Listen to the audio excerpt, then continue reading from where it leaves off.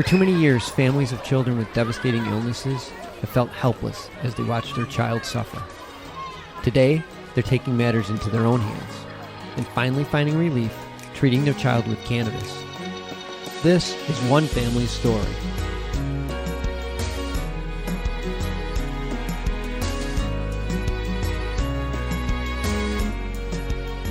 Welcome to another episode of Love and Cannabis.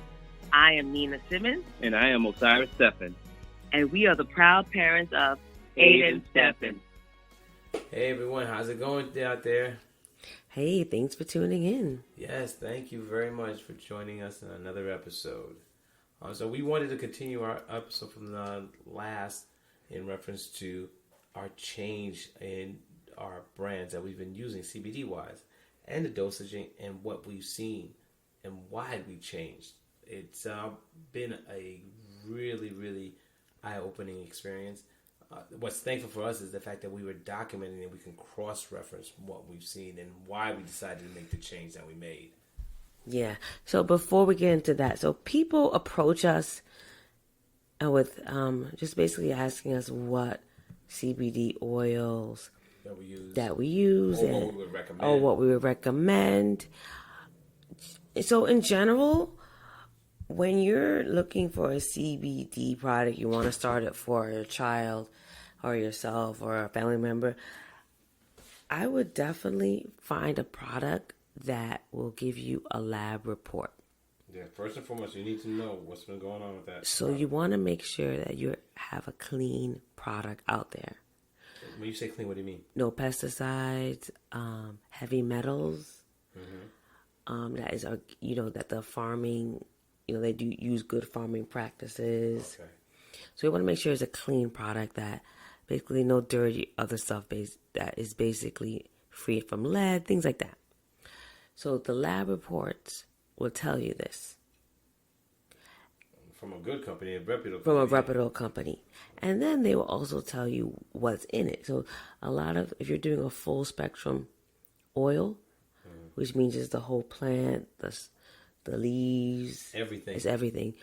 That means you're going to get some other things in there besides CBD. Yeah. Which are not bad things for the most part. Meaning terpenes. You get terpenes, which give the CBD its aroma. Yeah, and flavor too. And flavor.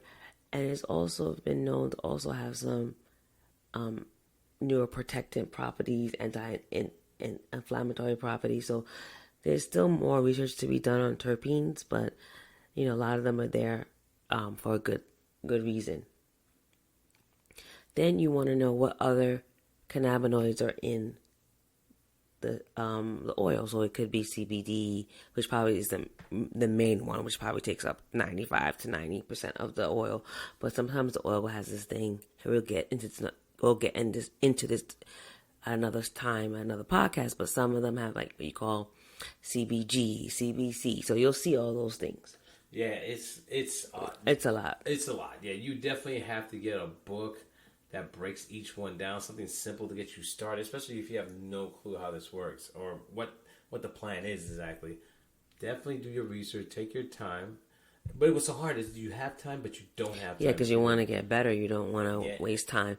Yeah, and you want to get your child better if you're using it for a child as well. Exactly. And then the lab report will also tell you how much THC it's in the product. And then they can explain to you what exactly does that mean. Yeah, and how much you should use, how often. It's going to be a journey, but you're going to learn so much from it. Exactly. So this is something. Don't be afraid to ask questions and to really ask for guidance, because this is serious. You're using this to help a child who may be really sick, or you may be using this for cancer. So you want to make sure the oil, is the good stuff. Yeah, and people are available too to talk to you and answer your questions. Exactly. So another thing, the companies always come with these droppers, right? But Osiris and I find that using a 1 ml syringe is more accurate. Yeah. So most of the time the company will say, use half a dropper or use a full dropper. That's fine. But I think if you are going to be dosing medically, you really want to know exactly Yeah. put to the precise measurement of what it is. Yeah. So you want to make sure you're giving 0.8. You know, you want to do 0.7. Sometimes kids may not take a full ml. You may give them 0.9. So you really want to have those like numerical measurements. So I would recommend buying a 1 ml syringe. And that's what we use. We never use a dropper. Yeah. Because we just don't know the number. So it's not. Yeah. It's usually, I'd say for us, it's a little bit inaccurate. And also, you want to save on the amount of oil you're using. Exactly. Yes. Instead of the oil lasting 2 weeks, it's going to last a week and a half. And so that's something you definitely want to keep in mind when you're using a dropper versus a syringe. And you can get a syringe also from a pharmacy. Just walk up and say, "Hey, I need a 1 ml syringe." Yeah, and then you're set. And you can use that. Or you can order it online. You're not going to find 1 ml syringe in the aisles. I don't think we've ever. No, you have to get it from the pharmacy. You have to go back and speak to the pharmacists who have it to go with their medicine for children. So that being said, and so I just this post came up on one of my social media feeds, and it's called the Center for Food Safety Scorecard. So basically, the Center for Food Safety is a national nonprofit public interest and environmental advocacy organization working to empower people, support farmers, and protect the earth from harmful impacts of industrial agriculture. So they came up with their hemp oil / CBD scorecard, where they took 40 CBD companies and they 40. Wow. Yeah, and that's not that much. It's not. It's more. Yeah, there's so much more, and they basically ripped them apart and gave them ratings, like you'll see at a restaurant. Yeah, A, B, C, D, and even F. And a good amount actually got F. I was like, ooh. So yeah, well, there's some garbage out there. Yeah, folks. so if you want to check that out and see which companies got an A, and if you want to use those companies, it's up to you. They do explain to you why certain companies got an A versus why some companies got a C. It was pretty interesting. I mean, currently the CBD that Aiden is taking is not even on there. So don't think just because the company you're using is not on there. What's important is that it's working and you're getting results. It's important that you're getting results. And you do have a lab report to state that, there aren't any, like I said, heavy metals, impurities.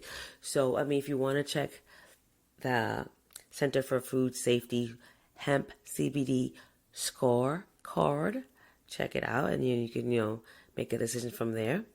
But again, it only took 40 companies, and there's maybe 400 companies. I mean, it's a lot. Well, that kind of helps, but for a person who's this is their first time, they're really hearing so many different voices about what best CBD products to try for what specific things that you feel it would work for.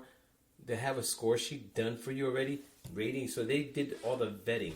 So now it comes down to, well, I'm feeling a certain way. This might work. Let me see which products that they rated actually can help me with these particular ailments or whatever I'm feeling at the time that I need it. So that helps. Yeah, and then for those who really want something USDA organic, they do list the companies that are. It's not that many. It is really not that many, because it's very hard to get that certification. Oh yeah, so it's very, very hard. And not to say if the company that you're using is not USDA organic, or it's not that good. It's not that doesn't mean it's not good. Because I was talking, it's just sometimes some companies don't even have the money, no resources to do that, to get the certification. Yeah, it's not easy. They may be organic and pass, but there's so much money just to get them to certify you that a company may not be able to do it. And it's also a serious process too. Yeah. Because you have to pay for that process. And you have to pay for everything. Yeah. So it's like a money thing. And scheduling. It's just the time, because I've spoken to someone about that. They said it is so much work. You have to make sure your machines are right. You have to make sure the land, everything that you work, it has to be pharmaceutical grade level. So I guess that's a good thing then. Process. Yeah, it is. It is. But for someone who's just starting out in the industry, it's kind of difficult. So you have to save for that. So basically, you're saying that if you're not USDA certified, doesn't mean that you're a bad product. No, not at all. Okay. Not at all. It's just that if that's something you're looking to get to, do expect it to be not easy. Not to say that your product is not good anyway. It's just that you're just gonna have a challenge just to prove that. That's all. Got it. So yeah, so that was for look up if you're interested. Center for Food Safety Hemp CBD Scoreboard. Mm-hmm. If you're interested in seeing what they have to say and which CBD products are organic. Okay. And do note, it doesn't necessarily have to be organic. It just has to basically serve your need. Mm-hmm. And that takes you testing it out. Yeah. Ask them for a sample. They might be able to help you. Say, hey, look, I'm going through something. I need some assistance. Hey, how about a sample and see how it works? Yeah, and also don't be afraid to call these companies. A lot of them are very, very friendly. And helpful, yeah. The ones that do, the legit ones that do have a answering service. Yeah. So not all of them have an answering service or a customer service. Yeah, so you definitely want to try to find a company that has an answering service that will actually answer you when you call. Yeah, and they actually know what they're talking about, and then they can really support you. So that being said, we tried quite a few oils with Aiden. Oh yes, it was a long list. We've tried so many. The experimenting, it was crazy. We would experiment with different types of oil. We would also experiment times a day of the oil to administer the oil, where and how to administer the oil, whether oil through rectal, through food, through drops, through gummies at one point. It was daunting to go through all these levels. I mean, we originally started out with the droppers and the syringe, but it seemed like it wasn't really suppressing his seizure. It started to. We got some good moments, and then all of a sudden it just changes. After a month or a couple of months, or even after a year, it's like, okay, now we have to change it. Because he's gotten older. He was having his growth spurts. He was needing more water. So we were learning all these things as we go along. And we just decided we got to document it because there's too many variables right now that's affecting him. Yeah, so we go through one oil, then we'll have results. And then one experience we had is that we were doing really great. And then we started seeing changes. And then we looked in the back. We're like, oh man, they added this additive. Yeah, because it started triggering his seizures, so we noticed that. Because in the beginning, his seizures would be fine, was under control, maybe 1 or 2 jerks here and there. And then I think after the oil finished and we replenished it, then we noticed a change after we purchased a new bottle. Same product, same everything, but it started having a different effect on him. Yeah, so those kind of things we had to look out for. Is there any additives that we saw? Then we had to look at the carrier oils. Yeah, we went through the ingredients. We went through the ingredients. We're like, okay, he's kind of sensitive to MCT oil, so we know now. No MCT oil. Well, not even just so much MCT oil. It was like an 8 medium chain. Yeah. It got too granular. C6 or something, yeah. It was 8. So we had to make sure that he doesn't get that. It was like, wow. And another one, it was another company where it had lecithin oil. And the lecithin is used as emulsifier in most products, especially cosmetic products. And they had it in his oil. And before that, it didn't have it. But we were trying to figure out, what's wrong? Why is the seizures has an uptick? What's going on? So Nina just grabbed one of the oils, the new bottle, and we compared it. For some reason, we just kept the old bottle. And something in us just said, keep the old bottle just in case. And we compared and noticed that the one difference in the ingredient was the lecithin oil. We're like, oh my God. And we called them. We literally called the company and like, hey, why'd you guys include this? Oh, we use that for emulsifier. It just expands the life of the product and also prevents bacteria and things like, yeah, but it just is triggering us on seizures. They're like, oh, I'm sorry. We'll send you another bottle. He says another bottle, the same thing. It had lecithin oil in it. So we had to stop using that company, even though the company is very gracious to us and very kind, but it wasn't helping Aiden anymore.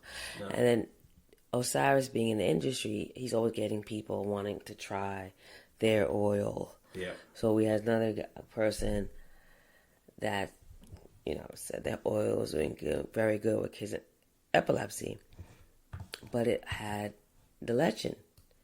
And I said, uh-oh. I was very excited, but I was like, here we go again. With the lectin. With the lectin. Yeah. And we used it. And we did see it. We did see it, so we're like, okay. The lectin's done. It's just not going to work. Yeah, because you have that question in the back of my mind. Maybe it wasn't lectin. Maybe it's just us. So you get a whole different product, same ingredient, same result. Yeah.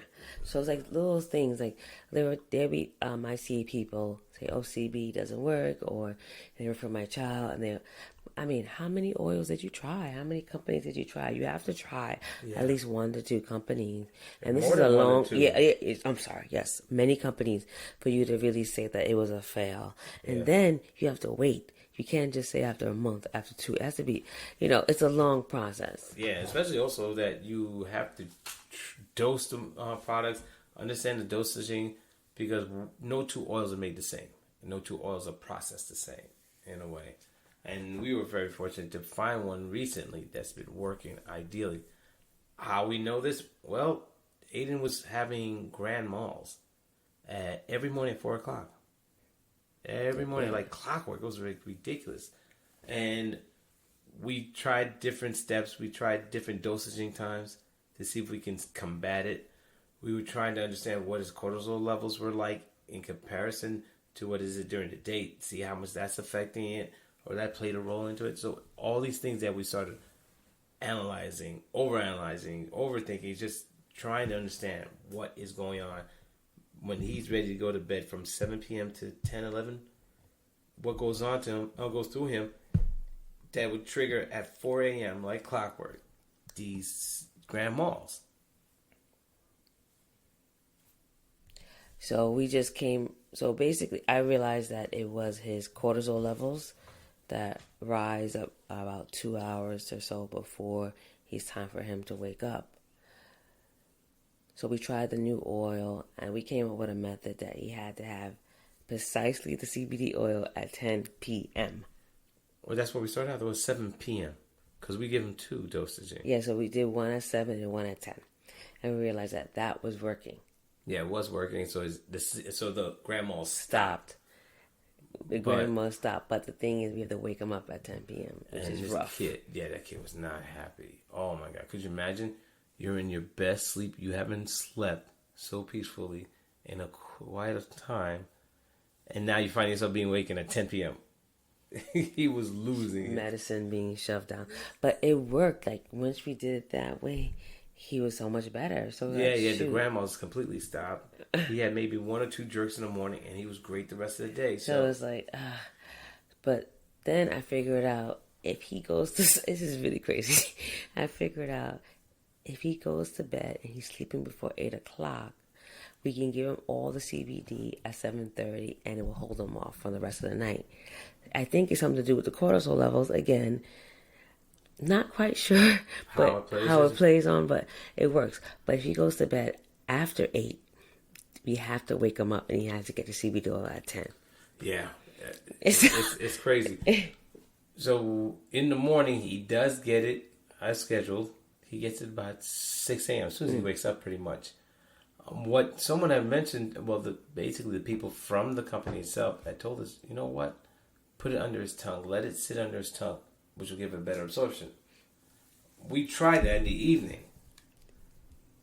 And we said, you know what? Let's try this too as well. Let's combine the 10 p.m. dosage with the 7 p.m. dosage, so we don't have to wake up this kid who's screaming mad, crying, kicking, scratching, and punching. He loses his biscuit. So, I mean, if you were living next door, you would swear we were torturing this kid. That's how crazy it sounded, hearing him go at it. So, we did this, and it actually allowed him to sleep throughout the night and held him as well through the morning. So, no seizure activities, no hiccups. Mind you, before that, we were seeing changes as well. So it definitely does work, what we're doing right now. We also added a new, I don't want to say too much about it. What? But we also added a new method where we're giving a lot of fish oil. Oh yeah, you could say that. Yeah, we give him fish oil. We read somewhere about that. That and helps. then olive oil. Olive oil, yes. I mean, good luck if you can get kids to take this stuff down. More power to you. But Aiden's so accustomed to. Or you could put it in their food. You don't have to. Oh, yeah, that's true too. You can sprinkle it, but Aiden's been able to take a tablespoon of it daily with no issues. We actually give him facial oil capsules, which he takes. He actually counts them and takes them too. So we are doing a lot of things to keep this young man healthy. Yeah, we see a big difference with the fish oil. Yeah. With speech and cognition.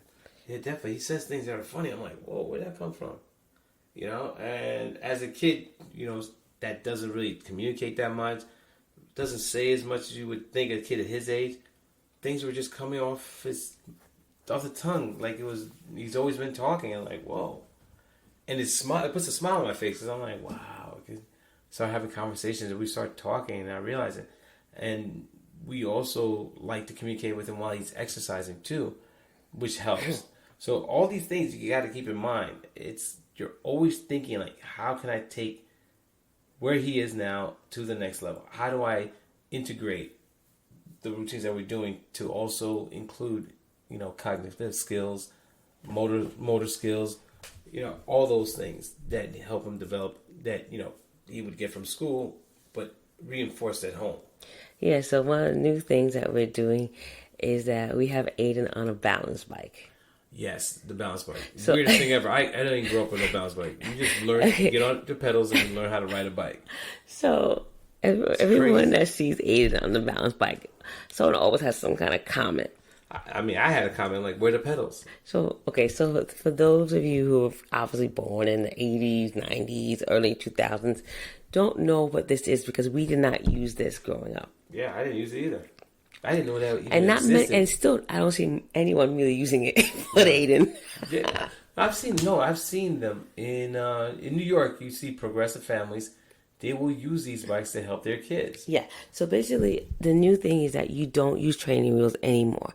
So training wheels, that's the least of the thing. You don't even use pedals. There's no pedals. Oh, no. This is what I have to say. So basically, you don't use training wheels. Or pedals.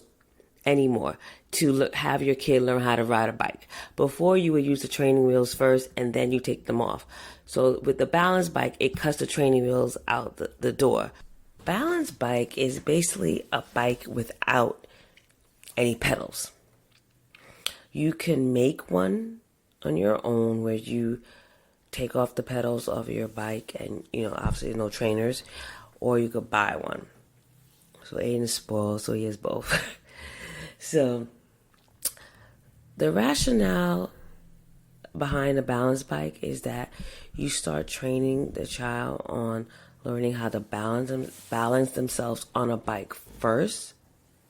They have to master that. So basically, they're using their legs to navigate the bike, and they'll work on that by using their core only. So you work on your stomach muscles and back. So basically, you are using your balance. Because they're saying that the hardest part of riding a bike is not pushing the pedals, it's actually maintaining your balance. So you start with that first on the balance bike. After they're done with the balance bike, they can go straight to a bike without training wheels. Because the training wheels is, in England, they call it stabilizers. Yeah, and that's what it does. It stabilizes the bike. So you can go on the bike without having the balance part, without learning how to balance yourself. So you already learned that on the balance bike. So now you can go on a bike without training wheels. And I watched many YouTube videos on this, and it's been working.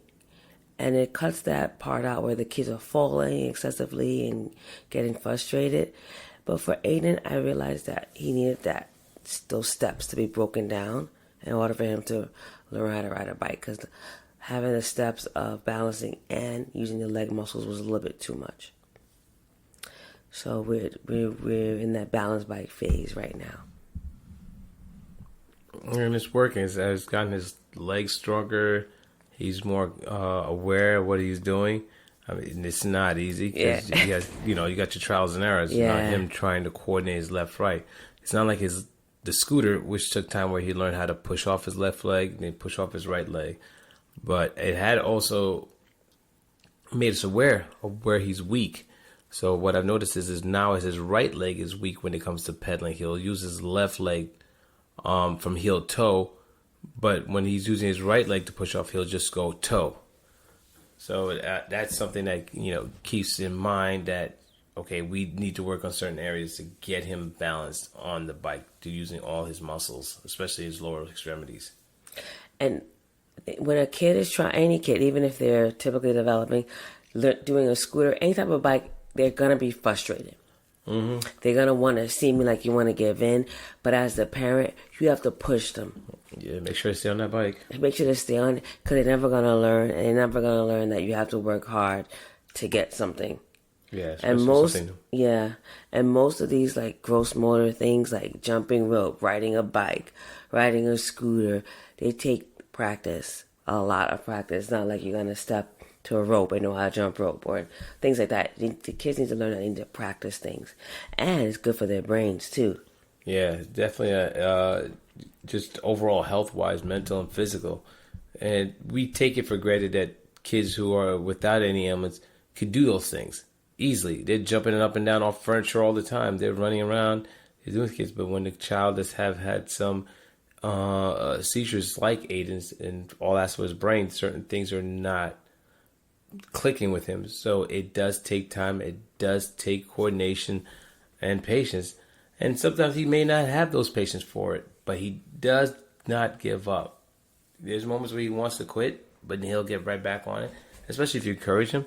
And once he notices that he's getting it and you basically reward him and acknowledging that, he's happy. He's like, yeah, I'm going to keep doing it. Eventually, we're going to see him really riding that bike and probably pedaling a bike sooner than later. Yeah, that's the goal. I can't wait for that. That's definitely exciting. Looking forward to it. So don't be afraid to take challenges on and changing certain routines.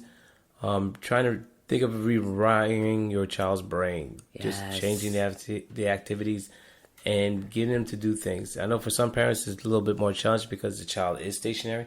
There are things you could do from sitting down. Whether you think the child may be cognitive at the time or even aware that they're doing something or nothing at all, put something in their hand, get them to feel something, squeeze something. Just try to work with that child at where they're at and see if you can take them to the next step. Yeah, so funny. So we had a discussion. We did a lot of stuff with Aiden today. We did the balance bike. We went to the park. It was a beautiful day. And then Osiris did some weightlifting with Aiden today. And we kind of agreed that he needs this physical activity more than some of these like sight words and all that stuff. Like, this should be the most important thing we do with him, if anything, is the physical activity. Yeah, and there's ways of also including things that are academic within the physical activities. Yeah, like counting. Oh, yeah, and having alphabets, words that he can make using his body to do. So it's like a movement. Yeah, exactly. So everything is working together. Yeah. But it takes time. It's almost like you're almost homeschooling in a way by creating these types of environments for your child to work at. And it's not easy, granted. It's exhausting. Yeah, but your child's worth it. I think for what the goal is, it's definitely worth it. And from what we've seen so far and how much he's progressed, it's just been amazing. And it's through our hard work and his willingness to try. Because he can easily just give up and not want to do, which he does sometimes. But we push him, and he resists for a bit, but then he gives in and starts working. And he really puts in. It's just we have to stay consistent. As parents, you got to stay consistent. You got to stay on top of your kid if you want them to succeed at anything. Yeah. So I think that is it. Yep. Thank you all for tuning in. Another episode. It's been great. Ciao. All right, everyone. Bye. Thanks for tuning in. Another episode of Love and Cannabis. I'm Osiris Stephenand. And I'm Nina Simmons. Be strong and stay empowered.